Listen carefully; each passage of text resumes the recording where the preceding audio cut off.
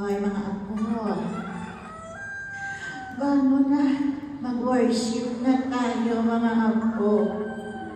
Mga apo, bangon na. Naantok pa nga kami. I'm still sleeping, Lola. Mga apo, mag-worship na. Mga apo.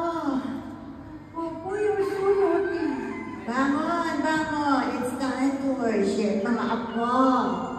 Sa umaga, kailangan natin magpasalamat sa Panginoon. Kaya, magbangon na kayo at mag-umpisa na ng worship. Okay. Open your church seminar, mga apo. 369.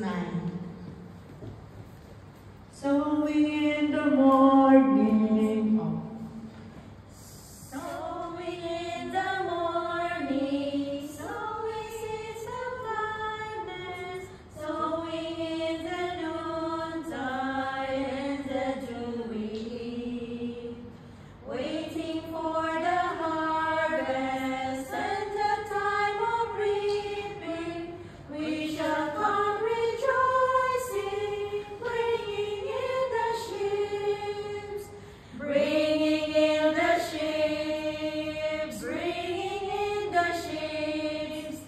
We shall come rejoicing, bringing in the sheaves, bringing in the sheaves, bringing in the sheaves. We shall come rejoicing, bringing in the sheaves. Sowing in the sunshine, showing in the shadows, fearing neither clouds nor winter's chilling breeze. By and by the harvest and the labor ended, we shall come rejoicing, bringing in the sheaves, bringing in the sheaves, bringing in the sheaves.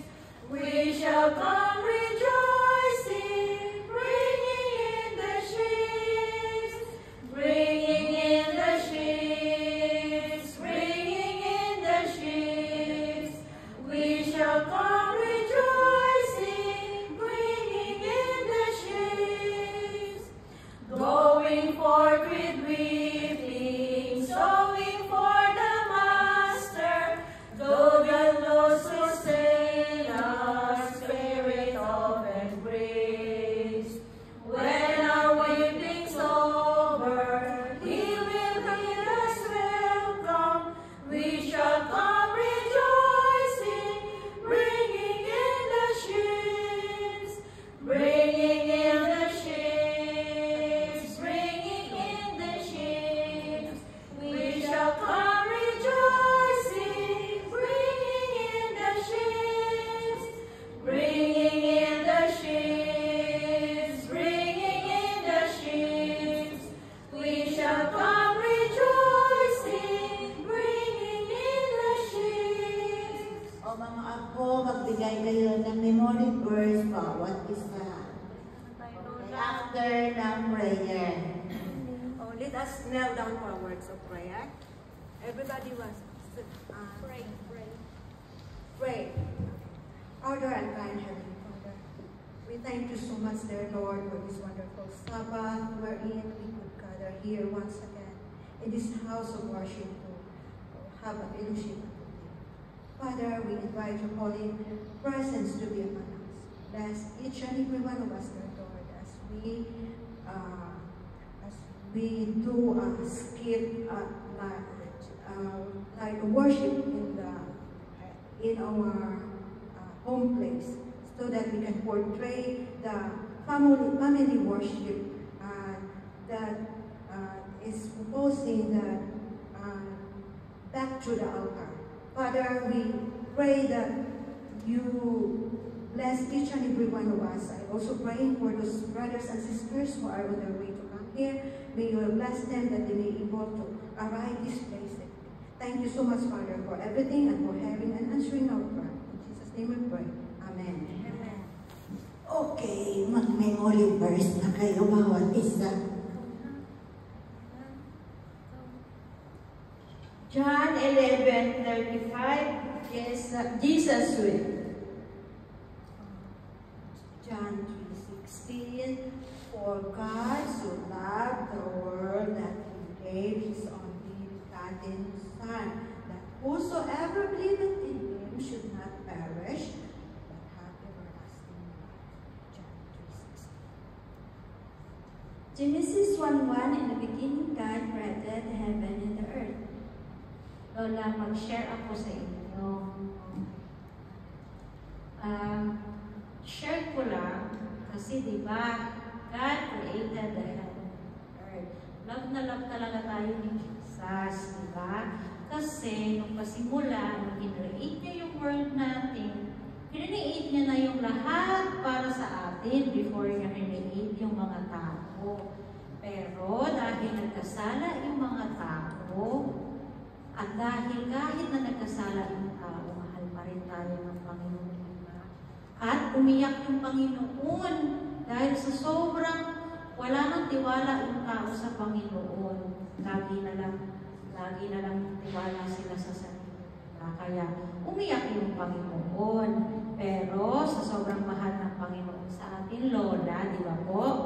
Pinadala niya yung kanyang bugtong na anak para tayo ay iligtas. Kaya Lola, nag-isip ko lang na dapat tayo bilang isang pamilya ay lagi tayong magmahalan sa ating kapwa at ganoon din lagi natin mahalin ang ating Panginoon. Yun lang yung share ko, Lola. Hallelujah, huwag mo kaming paluin. Kaya nga sa umaga, pag sabi kong gumising na mga apo, kailangan natin kasi unahin yung Panginoon at magpapasalamat tayo kasi binigyan tayo ng buhay. Amen, Lola. Thank you, Lola.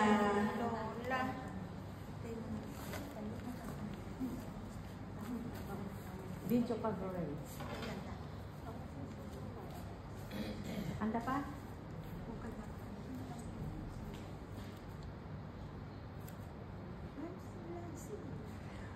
I'm so glad I'm a part of the family of God.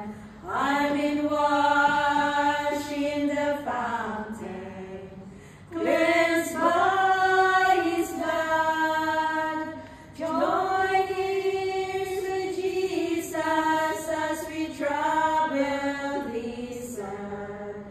For I'm part of the family of God.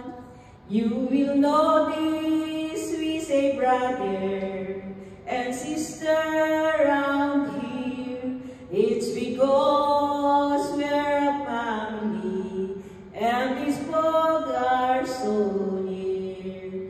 When one has a heartache, we all share his tears and rejoice in its victory in this family so dear.